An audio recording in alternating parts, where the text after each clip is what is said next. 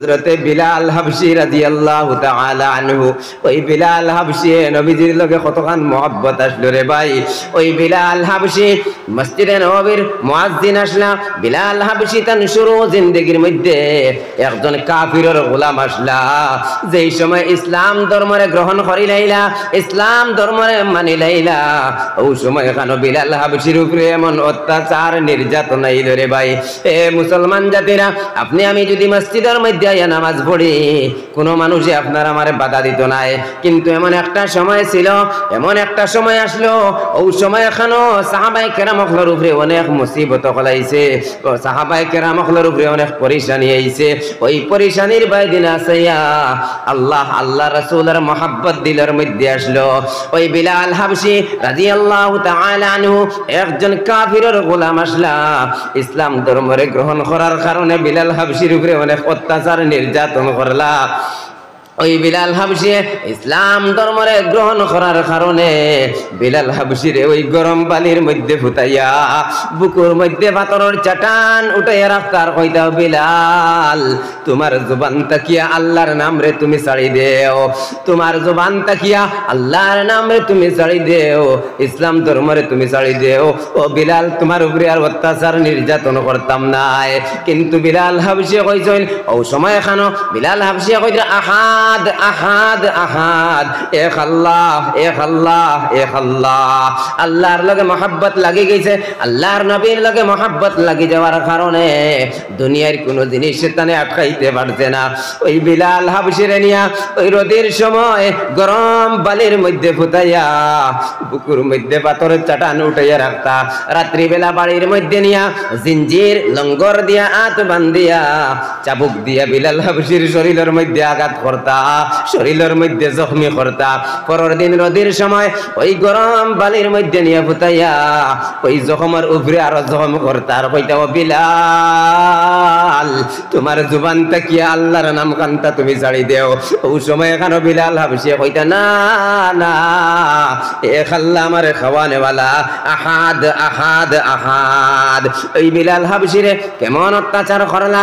ওই মক্কার ছোট ছোট বাচ্চাই নকলের হাওলা করিয়া দিয়া কইতা, যাও রে, ওই বিলালের জবান তাকিয়া আল্লাহর শব্দ কিতার লাগি যায় না, যাও যাও ওই বিলাল রে নিয়া তুমি তেন আঘাত করতে থাকো, গলিতে গলিতে ঘুরাও আর বিলাল রে তুমি তেন আঘাত করতে থাকো। এমন অত্যাচার এমন নির্যাতন করা শুরু করলা।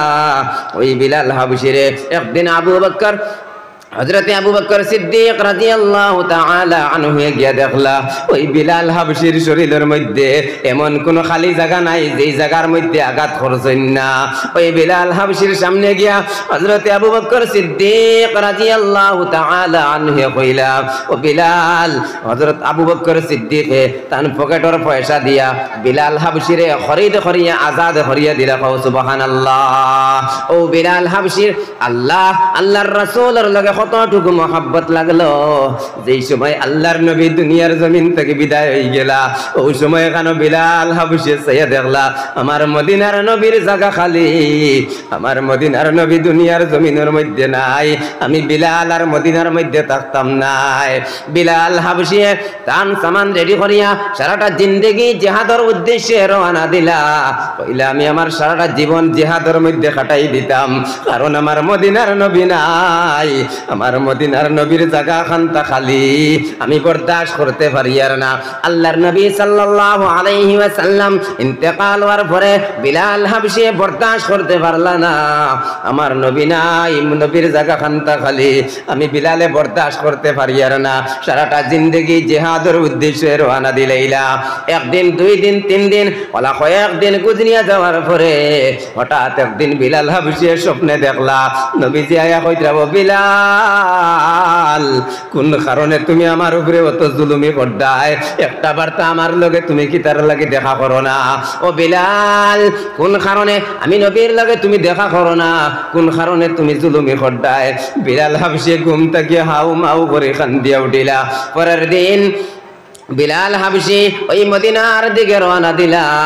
নবীজির রওজা মুবারকের সামনে গিয়া বিলাল হাবশি জারে জারে কান্দিতরা। ওই সময় খানো নবীজির মায়ার দুই নাতি হযরতে হাসান আর হযরতে হুসাইন রাদিয়াল্লাহু তাআলা আনহুমা দুজন সামনে আয়া কইতে, বিলাল যাও যাও তুমি একটা বার্তা নবীজির জামানার আজানটা আবার দেও। ও বিলাল হাবশি আবার যেই সময় আজান দিলা, বিলাল হাবশির আজান শুনিয়া মহিলা জাতি বেটি মানুষ সকল সারা মানুষে হাউ মাউ করে খান্দা শুরু করলা।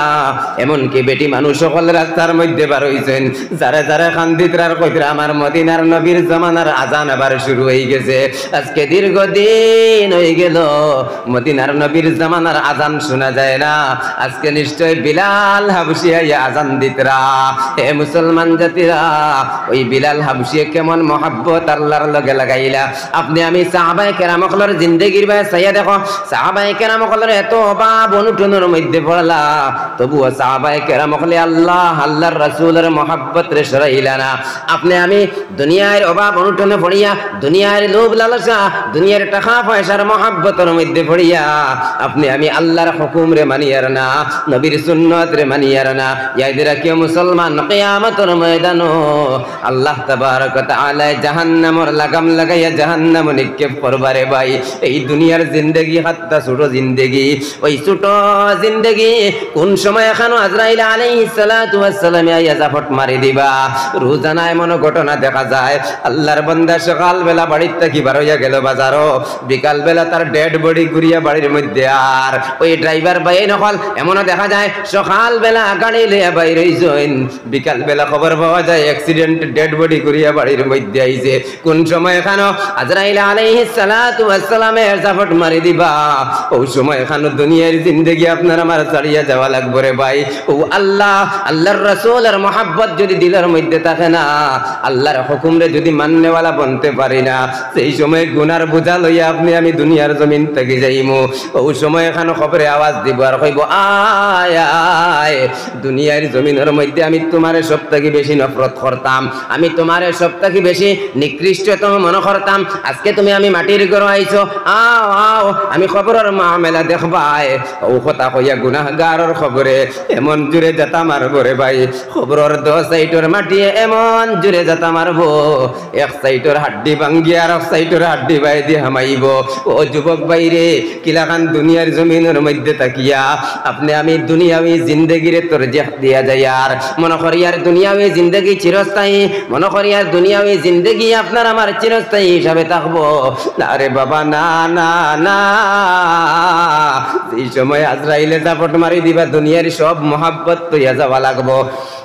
দুনিয়ার সব মহাব্বত, দুনিয়ার ভালোবাসা সব এক সাইডে রাখিয়া আজরাইলের ডাকর সাহ দিয়ে আপনি আমি যাওয়া লাগবো। খবর যাওয়ার পরে এই সময় আল্লাহ তাবারক ওয়া তাআলা আপনার আমারে প্রশ্ন করবা।